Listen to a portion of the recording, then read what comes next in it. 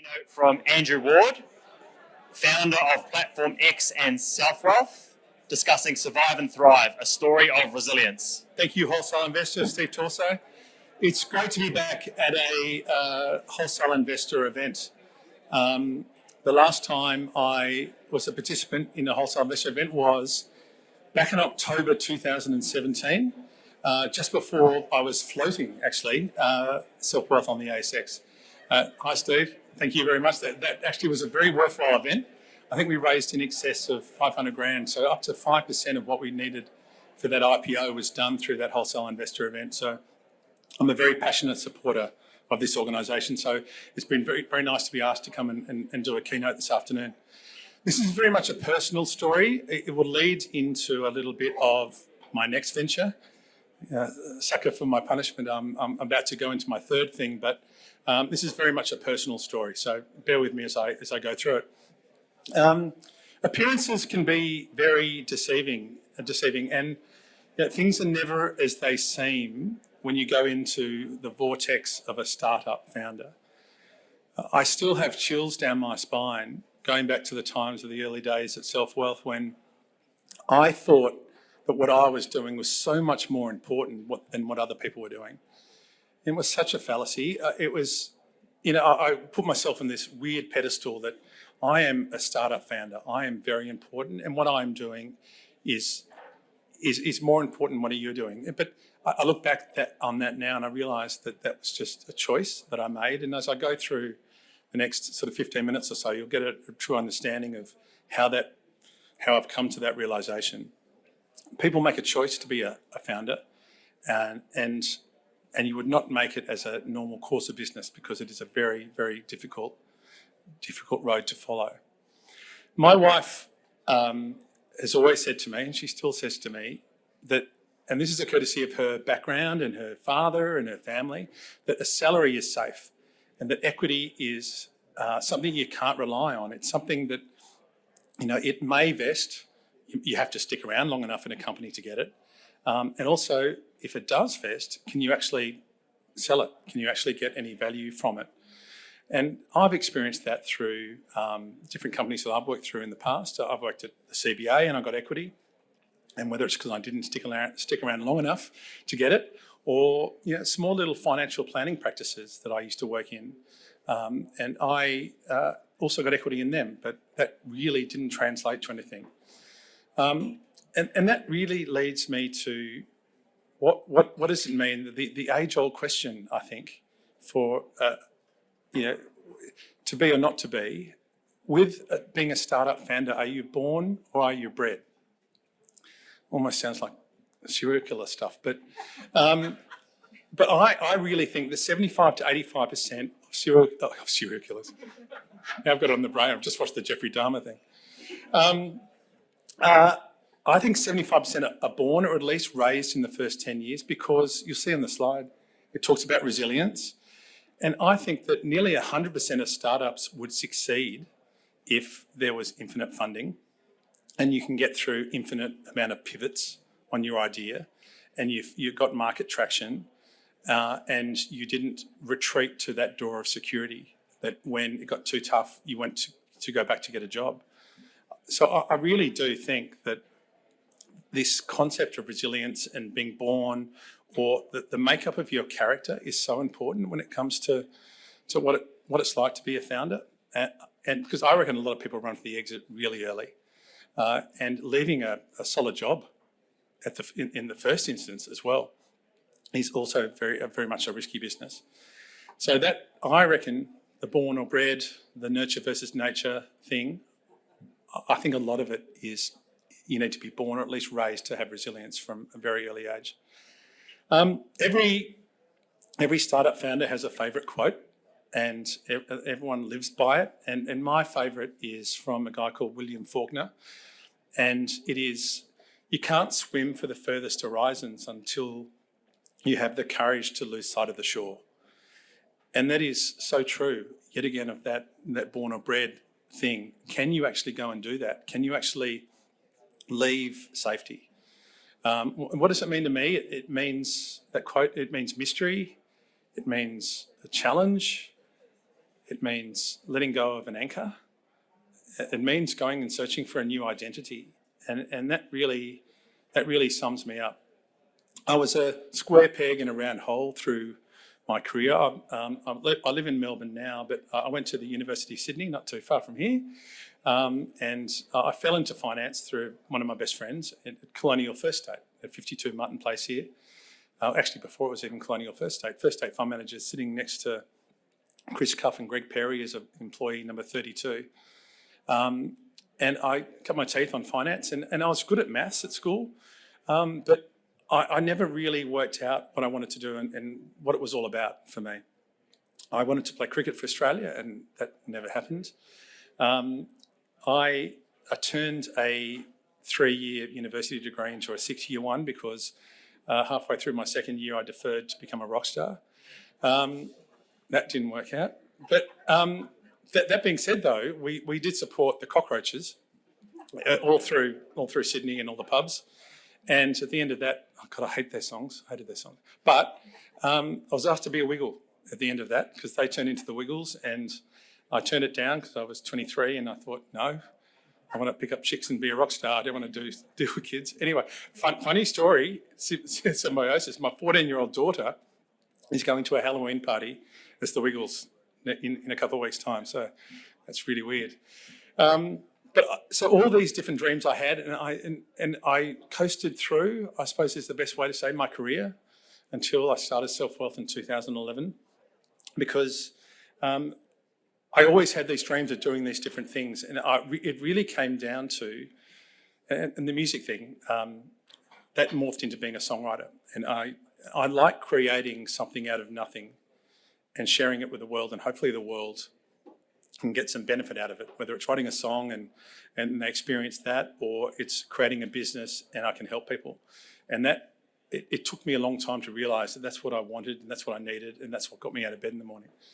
So in 2011, 40 years old, and Self-Wealth was nothing more than a PowerPoint. And for those who don't know in the room, Self-Wealth is an online broker.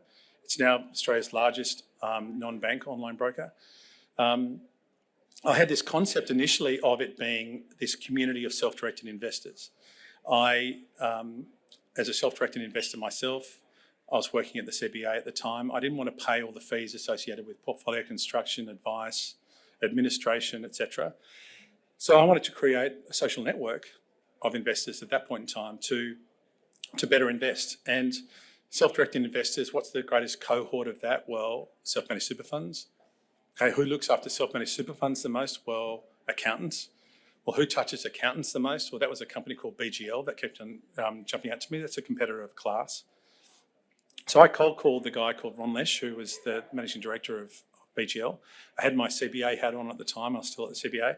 I got in the door and I apologised profusely the moment I got in there. I said, look, sorry, Ron, I'm here under my own guise. I want to give you a quick rundown on my new idea. And he was pretty pissed off. But he gave me my 15 minutes and I did my best spiel, my first ever pitch, really, of a business. And at the end, he said 4 things. He said, Andrew, okay, that's fine. Okay, I'll seed your business. I'll give you some money. I want exclusivity, so you can't deal with any of my competitors, Class, etc. I want to be on your board because you've got no idea what you're doing, and you need some guidance. But probably the biggest thing of all, he said, you have to resign within 2 weeks, and you need to show to me that you're fair dinkum about what you're doing. You've been going and telling everybody about this self-wealth idea for the last year and a half, where you've had this safety net of this job, the CBA. Show me that you're fair dinkum, go and do it. And that was November 2011, and that was just before Christmas, 3 young kids, pretty hefty mortgage. And so that was a difficult decision with my wife. It takes me back to it right now. But suffice to say, all things happen. She gave me 6 months, by the way. So, that takes us into 2012, and I see Paul Niederer standing at the back of the room there. And I used Australian Small Scale Offerings Board, the ASOB platform, in early 2012 to raise the capital. And that was a very enjoyable experience. So thanks, Paul, for that experience. That helped put some compliance behind what we did. We raised, I think, $1.8 million. over 2012. And I came out with this community-based social network of construction of portfolio so you can follow the best people. What I learned very quickly over the next 2 or 3 years was that it was a very underwhelming take-up of the platform. A lot of people loved it, and there were some great first adopters and first users, and they loved it, and the feedback that came back was fantastic. I initially outsourced the IT. I had to bring that internally because it was very difficult for me not to sit around and turn in my chair and yell at someone and go do stuff on a whiteboard rather than deal with someone in Sydney. I was based in Melbourne at the time. Excuse me. So that was an amazing journey in its own right, bringing an internal IT team in. But we were running out of money. It felt like I had the paddles out every 6 months, trying to raise money, selling the dream. Self-managed super funds meets fintech. It's a big thing in 2012, 13, 14. But the big change for the business was in 2015 when we used to use Yodlee. I don't know if you know Yodlee for our screen scrapers to get our data in. And but a lot of people were saying, I love your solution. I'm constructing new portfolios and I'm outperforming, but I'd love to go and execute. I've got to go out to CommSec or BuildDirect or all these other firms to execute. But then we would suck the data back in and we use Yodlee to do that. Can we do it within your solution? It looks and feels great. It's fantastic. So that started me on a 2-year journey of trying to work out how to be consistent with my ethos of flat fees.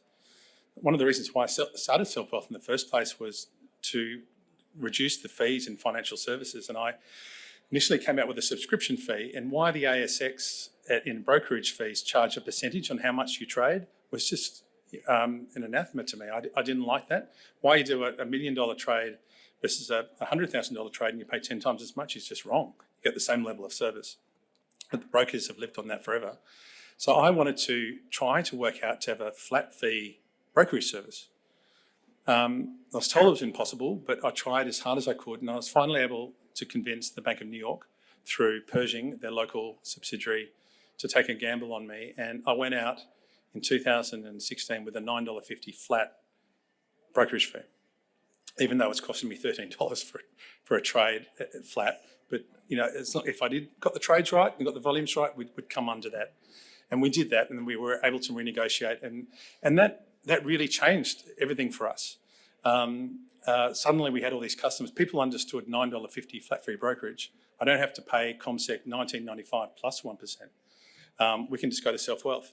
And the other big thing, the lucky timing thing for us, was the Royal Commission in 2017 that really put a spotlight on all the fees that the banks and financial services people were charging. So a lot of people were calling us up and saying, we don't want to use CommSec or NabTrade anymore, but who are you? Why do you exist? Can we trust you? So that was a big opportunity for us. And that was the main reason why we went to float in 2017. Was a credibility piece. We were probably too early to float, but we floated anyway, and that really changed everything, that we were a publicly listed company, open to scrutiny, and we were able to compete with the likes of the banks, the CommSecs and the NabTrades of the world. So that really, really helped us. So that gets me to the journey and the toll it took on me. And it felt like I always had this end goal to get to, and I got there, I fell in a heap, and I wanted to work out what the next goal was going to be, and then I achieved that, then I fell in a heap. And all through that journey, I didn't take any money out of Self-Wealth. Although it was fun to be involved, and I hired this great team, and it was quite sexy to be involved in the fintech industry, it was quite soul-destroying to go home to the family. And Self-Wealth was a 4-letter word with our kids. I started to retreat from friends. I stopped calling my parents. My showers turned from 10 minutes into 45 minutes. I sat down in the shower. I don't know if that's happened to a lot of founders in the room, just to escape. And really, my life just morphed into something that it probably shouldn't have been, even though it should have been something really exciting. But I was never able to get anything out of the company. And my wife's words were ringing in my ears about this security, this equity, and Well, it didn't mean anything after so long. Even after we floated, we didn't take anything out of that. The next 2 years were pretty tough, 2017 and 2019, being a CEO of a publicly listed business. I achieved some great things in that time. I raised $100 million, the most amount ever raised for a third-party ETF, and we launched the SELF ETF on the courtesy of Graham Chuckwell helped with that on the ASX. Almost 2 years after the day we listed the company, we listed the ETF, and I fell in a heap. I was done. It was November 2019, and I said to the board, I need a break.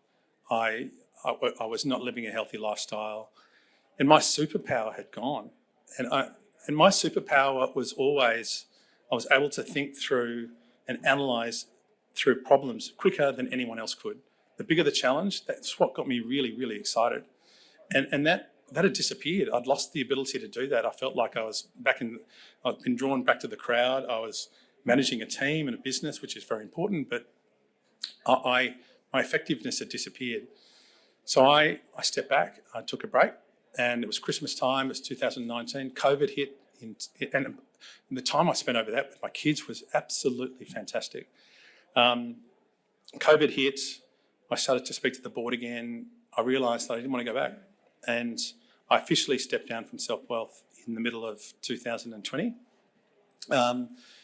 And I finally got the opportunity to take something out of the company, which was lovely. My next thing, which is my next learning, is how am I doing on time? Was another big company reached out to me and said, Andrew, can you come and help us with some of your thinking and some of our business models? So I joined. So I had this big decision to make. I could never be an employee, and after my Self-Wealth experience, I could never go back to being an employee. I was asked to be CEO of another company, or this other company said, look, we'll set up this other company for you so you can do this thing in the private markets. And we'll take 75%. I invested the rest, and 2021 was pretty much doing that. It was called PlatformX. It's since been bought out by a company called FinClear. It's now been rebranded FCX. But the journey I learned out of that was no matter how independent a board may be, if someone owns 75% of a business, you're never going to have your own say. And I get the best out of myself when I wake up at 3 o'clock in the morning, sweat through stuff, solve a problem, work all the way to 9 o'clock, 6 hours, and I've done it. But to be told at 10 o'clock that that's not the way we want to do things, it's not the way I can work. So that was maybe a nice commercial outcome for me. But 2022 has been thinking about, okay, what do I do? What do I do next? And that takes me to Liquidize, which you can see to my direct left here. And it comes back to this moral of my story, which is, at what point do you think you've got success? Not to be too crass, but I love the song by Miley Cyrus called The Climb. It's all about the climb. It's not what's on the other side. Whenever I get to the top, and I've been to the top a couple of times, the perceived top, I just feel empty. It doesn't feel good to me. This climb thing, I want to reinvent the constantly going up the mountain, constantly trying to achieve these goals. And I've got to work out at what point do I get to that top and go, I need to reinvent myself. So Liquidize comes back to my wife's comment about go and get a decent job with a salary because equity's not worth anything. Liquidize solves that. Liquidize is all about turning equity into something that's liquid, and taking the best of DeFi, taking the Uniswap models back into a traditional market structure, and for you to be enabled as a founder, and more importantly, employee share plans and early shareholders within businesses to be able to cash in on their equity along the way. You don't need a buyer and a seller. Liquidity is always available. Anyway, thank you for your time, for listening to me ramble on about my personal story. Come and have a chat to me and Matt here on the stand. We'll be here for the next couple of hours. Thank you very much.